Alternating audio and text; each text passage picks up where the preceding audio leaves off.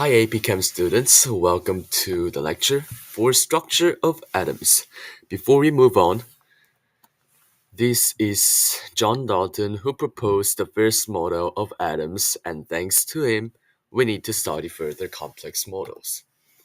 Before we dive into the models, we need to know the composition of atoms. Electrons are negatively charged particles that orbiting around the nucleus and it has tiny mass. Nucleus are composed with protons and neutrons. Protons have positive charge in the center of atom and it has greater mass compared to electrons. Neutrons, on the other hand, it has no charge, but it ties protons from repelling each other and it is slightly heavier than protons. So, in 1803, John Dalton proposed that all matter is composed of indivisible, indestructible particles called atoms. But later in 1904, J.J. Thomson figured out that atoms have char- particle charged differently, which is electrons and protons, by cathode ray tube experiment. It's just shooting electrons through vacuum tube with electric field to see how it deflects. Even the founding of electrons, his apprentices, Ernest Rutherford, suggested that atoms are mostly empty space with a concentrated mass in the center of it, as his Goldfoil experiment showed. Its experiment shooting the particle called alpha particle, which is two neutrons and two protons, toward gold foil and see how they pass through and deviate. Yet his model has clear limitation in explaining stability of atoms because electrons are negatively charged and protons are positively charged, which means they will pull each other and end up colliding. That never happened in real life. So his apprentice Niels Bohr. So Niels Bohr is apprentice of J.J. Thomson claimed that electrons orbiting in restricted orbit, which called energy level, supported by matter wave, that is, like atoms could be in both matter, like particle and wave at the same time. Last but not least, Erwin Schrödinger built the atomic model based on wave electrons, which forms electron clouds. So, question one, what is the limitation of Dalton's model as shown on the bottom? So, the answer is his model couldn't explain the charge of atoms. In the AP chemistry, you need to know how to find like valence electrons. And valence electrons are electrons orbiting in the outermost energy orbit, or in other words, farthest electrons from the nucleus. The easiest way to do it is looking at the periodic table. We can easily predict the valence electrons. As you can see, the group 1 has 1 valence electrons, group 2 has 2, but group 3 through 12 is like complex electrons since they have like additional orbits. You'll learn it further lectures. But starting from the 13, 14, 15, 16, 17, 18, they just added up one by one and like add as group 18 has 8 that you can like easily identify them. All right. Moving on, we will now be talking about how to distinguish between atoms and how each atom identifies itself. If you look at our periodic table of the elements given by AP College Board that you will use throughout your class, and on the actual AP exam, we see that every single element has its own set of numbers and letters, and these letters and numbers are how each element identifies itself. So it's important to understand what these letters and numbers mean. So identifying between atoms.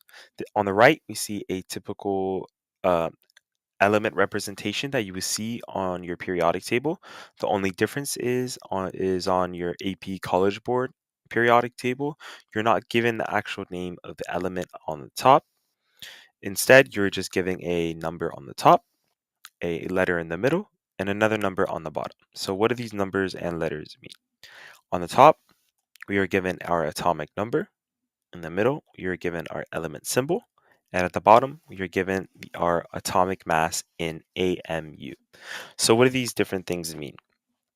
Our atomic number is defined by the number of protons in the nucleus of an atom, which determines the chemical properties of an element and its place in the periodic table. So earlier we learned what protons were, and our atomic mass actually identifies how many protons, sorry, not our atomic mass, our atomic number identifies how many protons are actually in an element. And we see in our example of oxygen, oxygen has an atomic number of 8, which means it has 8 protons in its element. If we look back at our periodic table, we see that every single element has its own atomic number, which means each element has its own different amount of protons. And we see that our periodic table is actually ordered by the number of protons it has in each element. Moving on to our element symbol. Our element symbol is the easiest out of all of them to understand. It's just a letter or pair of letters used to represent a chemical symbol. So if we look back at our example of oxygen, we use O to represent oxygen, which is pretty simple. If we look back at our periodic table, there are some simple ones like boron on the top, C for carbon, N for nitrogen, O for oxygen, F for fluorine, H for hydrogen, and there's some complex ones like we see in the first column, and A actually represents sodium and K represents potassium. And as you move on throughout the class, you will become more familiar with each element symbol and become comfortable with identifying them. Moving on to our final one, our atomic mass. Our atomic mass is the mass of a single atom, which is just simply how much it actually weighs. And it's typically expressed in atomic mass units. And this is just the basic unit that represents the atomic mass. And as you move on throughout the course, you will learn and understand how to actually convert atomic mass units and use it in different units like grams. So now moving on to our mass number. What is our mass number? Our mass number is the mass, um, which is the total number of protons and neutrons in an atom. This can be calculated by adding the number of neutrons and the number of protons, which is just our atomic number, together. So this can be represented by our simple equation. Mass number is equal to number of protons plus number of neutrons. So typically, we are actually given our mass number, and of course, we are given our number of protons because we are given our atomic number. But typically, we're not really given our number of neutrons in a problem. Instead, we can actually calculate our number of neutrons by rearranging this equation, which would be number of neutrons equal to mass number minus number of protons. So a quick concept check with the first equation. So if you're given the number of neutrons of carbon, which is 6, let's calculate the mass number of carbon. So take a minute to do this and come back when you're done. All right, hopefully you got that right.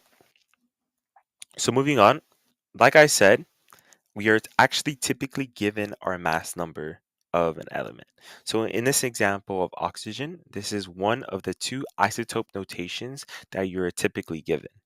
At the top, we have our mass number, and at the bottom, we have our atomic number, which again is just the number of protons in an element. So in this case, oxygen has a mass number of 16 and has an atomic number or number of protons of 8. So if we use our equation that we uh, made earlier to actually calculate the number of neutrons, all we have to do is just plug and calculate.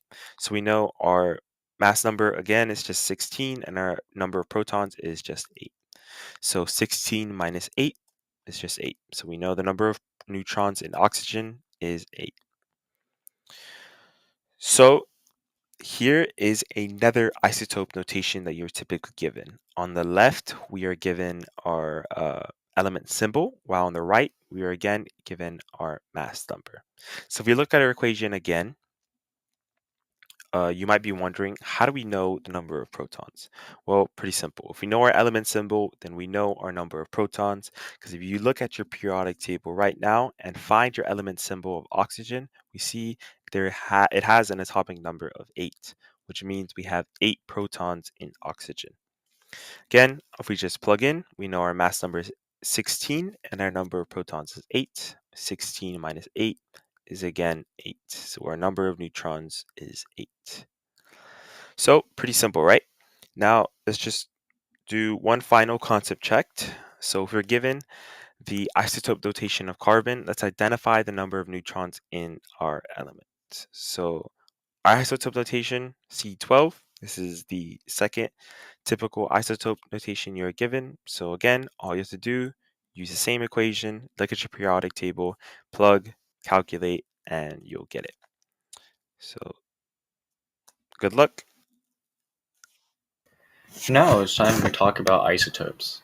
Now, isotopes are atoms of the same element that have the same number of protons, but a different number of neutrons. Those who have the same number of protons are the same element. For example, carbon-12 has 6 protons and 6 neutrons, while carbon-14 has 6 protons and 8 neutrons. The number of protons determines what element it is, while the number of neutrons also determines the weight. So the 12 following carbon-12 represents the 12 particles in the nucleus, 6 protons, 6 neutrons, while the 14 in carbon-14 represents 6 protons plus 8 neutrons. So the question you have is, how many neutrons does oxygen-18 have?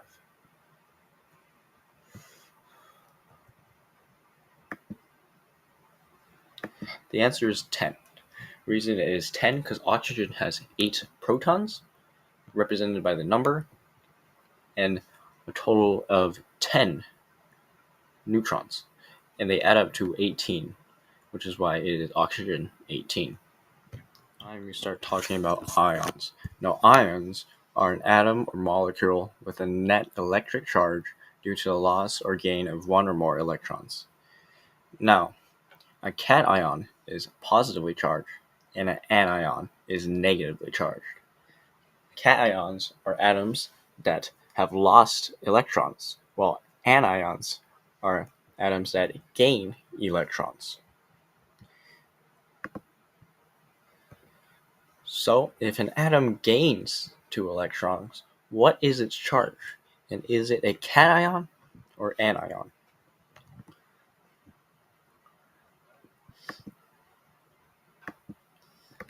It is an anion and has a -2 charge because electrons are negatively charged.